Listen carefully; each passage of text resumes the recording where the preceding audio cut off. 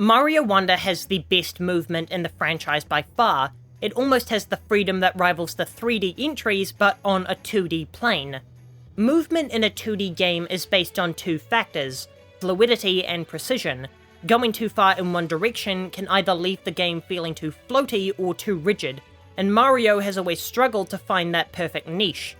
The original, World, and new Super games all had incredibly floaty jumps. Sure, this made the moment-to-moment gameplay more exhilarating, but it severely impacted the level design, as Nintendo couldn't implement any complex mechanics. This is why the lost levels of Super Mario Bros. Are almost impossible. It's a precision platformer with a character designed around fluidity and motion, leading most of your deaths to feel completely unearned. Meanwhile, Super Mario 3 was the only true precision platformer in the series, requiring tight jumps and an almost rhythmic performance from the player as they followed along the ever-increasingly intense levels. This immense amount of added depth is what makes Super Mario Bros. 3 one of the most important video games of all time. It showed developers that mainstream video games can be mechanically deep while still appealing to a massive audience. Mario Wonder is the first 2D game in the series that blends both of these playstyles into its most refined form yet. The jumping and traversal feels smooth as butter, and when Mario is moving at high speeds, he doesn't feel slippery, causing the player to miss a critical jump. Jumps have a natural height to them without lingering too long in the air, while also not feeling like short hops. The best way I can describe it is that in Mario 3, jumping almost feels like a slow dodge move. In Mario Wonder, jumping feels like a burst of vertical speed while still maintaining a heavy amount of control. The slower speed of jumping in older games might be due to the original hardware, as NES games didn't have a high frame rate. The new Super titles maintained that slower pace of jumping because it's what fans were used to. Mario Wonder has much faster jumps, but doesn't disorient the player because of the expert level design. It begins as a narrow game without multiple different vertical heights on a level. It's an incredibly linear beginning.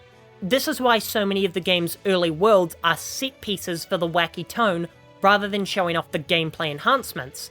For example, the Piranha Plant singing level is a joyous yet baffling choice for the second level, but that's because the game is trying to make a strong first impression without using its tweaked control scheme.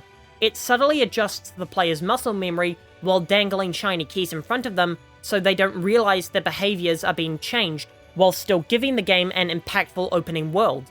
Then you get to your first 4-star level, which requires the pinpoint accuracy missing from older Super Mario games. The reason those older games never had levels that labeled themselves as hard outside of post-game content is that only the most adept players would be able to make precise jumps with Mario's previously floaty control scheme. But Mario Wonder is confident enough to put brutally difficult levels in your path as early as the first world, because the developers have used a control scheme that allows players who have just started the game to make the ultra-accurate jumps required to clear these challenging stages. So that's how Mario Wonder mastered precision, but how exactly did it clear the other task of fluidity?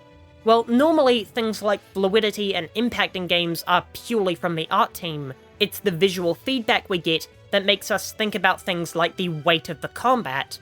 While Mario Wonder certainly has that advantage with its colourful, smooth painted art style, the Wonder mechanic proves that fluidity isn't just an illusion. When the Wonder mechanic occurs, the level begins to disorientate as space-time begins to fluctuate. This means the pace and intensity of the level increase as now the environment itself moves. The player feels the need to keep up with it and match the movement of the level. The fact that you don't miss jumps as the world around you morphs is a testament to how free-flowing the movement can be. The player will be moving more erratically in these sections, as they are labelled as the most exciting experience you can have in the game. The fact that these sections don't cause the player to miss input with the more precise controls of Mario Wonder means that the fluidity and freedom of the experience weren't compromised in the slightest. The wily effects of these transforming levels also add a sense of evolution to every stage, as when you collect the flower, you know things are about to get weird. Despite the unpredictability of what's about to happen, it doesn't punish the player with a jump they're not expecting, or more accurately, can't handle, again because of the refined movement. Mario Wonder could easily qualify as the best 2D Mario ever made if it wasn't for the sheer revolution that was Super Mario Bros. 3. The primary reason for this is the precise and freeing movement, which allowed Nintendo to finally develop a Mario game with challenging level design while still being fun to traverse. Suppose Mario Wonder had some kind of new and revolutionary idea that changed the platforming genre in the way that 3 did. In that case, I guarantee that we would be talking about Wonder as the frontrunner for Game of the Year, above Baldur's Gate and Zelda. I'll be back in 2 days. In the meantime, here's a video about why Mario Wonder is basically an R-rated game.